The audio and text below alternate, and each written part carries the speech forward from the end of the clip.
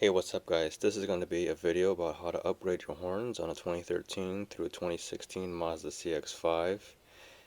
I'll go ahead and sound the horn now for you. And as you heard, the horn is just a single monotone horn. In fact, these cars only came with just one horn, and I couldn't believe it. So today we'll be upgrading the horn, so we'll be putting in 2 horns, maybe even 3. So let's go ahead and stay tuned. Okay, so here's some of the tools that you'll need in order for you to do this job. You'll have to have a socket set, preferably a size 10mm socket, which we commonly use on these cars. A 3/8 inch ratchet to go with that socket. You'll need a pair of wire crimpers and wire cutters here. You'll also need maybe a set of some screwdrivers, flathead and a Phillips screwdriver. Maybe some electrical butt end connectors here. You also need maybe some extra body clips, which I snagged from the car that I got these horns off of from the wrecking yard, in case you snap some of your body clips. And then some black electrical tape, a hammer, and of course you'll need your horns. And let me go ahead and show you guys the horns that I'm using. So this one here is a FIAM unit. I don't know if I'm pronouncing that right. It came in a set. As you can see right here, it says letter L for low tone, and then you have another one here which should say H for high tone, which is right here. And basically I got these horns off of a 2000, I believe it's a 2005 Nissan Maxima, 2005 or 2006. Bear in mind that our horns only came with just one wire. I'm assuming that this wire is going to be a positive feed, and that the horn grounds through this bracket, and it grounds through the chassis of the vehicle. Okay, some horns, they come with both a positive and a negative lead. You could still use that, but you would just need to tap the negative lead to, the chassis of the vehicle, which means you'll need to run, a ground wire that goes around here. But in any case, I got these horns for about, $6 each at the wrecking yard. They do sell horns online too that you can get, but again, the benefit about the wrecking yard is that you can also get some other freebies like body clips and such like that. So the first thing you want to do is remove these Phillips screws. There's 2, one on each end of this plastic piece here. Then you'll remove these body clips, and then this panel will come off, and then there'll be some more body clips to remove. Okay, here are the 2 other body clips I told you about. After you remove that plastic piece, go ahead and remove those body clips as well. Also forgot to mention to remove these Phillips screws also, and then these body clips also. There's 2 on each side. Next, if you look inside the inner wheel well, there'll be some more body clips to remove. Go ahead and remove about 4 of these here. That's all you'll need to remove. And then we'll go ahead and start pulling on this outer trim here, which is basically snapped onto the bumper. We'll pull it up to about maybe here. That's all we'll need. So that way we can expose a 10mm bolt that's underneath there.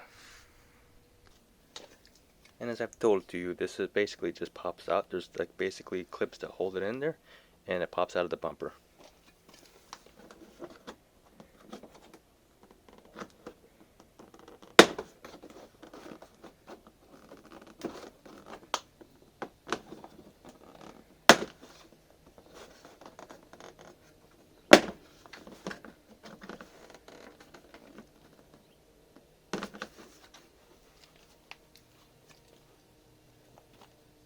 And as you can see, here's the hidden 10mm bolt.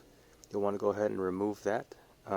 In this case, I'm just going to use a ratcheting 10mm ratchet that I have. I think that's the best thing to use in this case here, since there's very little bit of space. But if you had a little ratchet, I guess that'll work too. Next, you'll want to go ahead and remove some more body clips. This time it's underneath the bumper here. There's going to be a mixture of body clips, and I believe maybe a size 10 or even a size 8 bolt. But just remove, all of them in the line here that pretty much hold the bumper in place. And this will be the last step for you until you have to remove the bumper. Also too, underneath this cover there's actually a couple more clips you'll need to remove. So just remove those on each side. Now we'll go ahead and remove the bumper. You'll simply want to go ahead and pry on the sides of the bumper to unclip it from the wheel well, and then you can go ahead and wiggle it out by pulling it.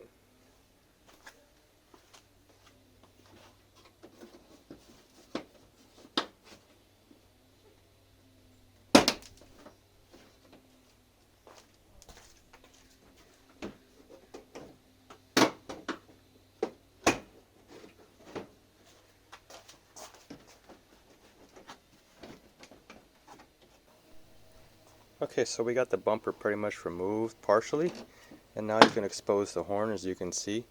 And as I've told to you, it is using just a single wire here and a grounded to the chassis. And in fact, there's another place where we can probably mount a horn on this side right over here. I think what I'm going to do is I'm going to try to tap the other two horns here, and I'll see if I can run all three of them and see how they sound like. And if they just sound ugly, I'm just going to run the two that I got from the Nissan Maxima. Okay guys, so this is the final product. Let me go and explain to you exactly what I did here. So I ended up using two open holes here that were actually on this bracket where the hood latch is, located at. And it was able to actually hold these horns here with these stock brackets perfectly, actually. And so I know I got some spare 10mm bolts with 10mm nuts on the back with a washer, and that's how I mounted these here. And then I basically just used the stock Nissan wiring, and I tapped both of these horns together at a junction here. And then I basically just used some extra wires. You can see here it's orange colored. And I basically tapped that wire to the factory wire that's coming from the fuse box. And then I tapped both of those wires into, the remaining section here that goes into the original horn. I'm going to honk it now, and it is very loud, so I'm going to move the camera back just a little bit here.